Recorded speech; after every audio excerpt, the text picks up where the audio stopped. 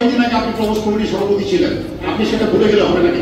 তফসিলটা ঘোষণা হয়ে যাক, পরে আমরা পরামর্শ করি, আলোচনা করি, একটা ব্যাপার রেড করা হবে। স্যার সার্বিক ব্যাপারই আসলে আপনারা আগে তফসিলটা ঘোষণা হয়ে যাক। 11 সেপ্টেম্বর তারিখটাকে ইনভেস্ট দিতে হবে।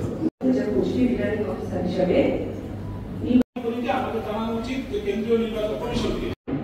অনেক ধন্যবাদ আপনাকে।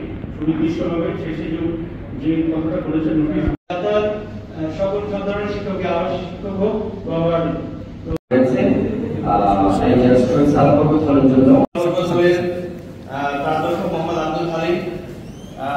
ঘোষণা করছে যে শহীদ সালাম সেই 19 তারিখেই করবে, মনে করেন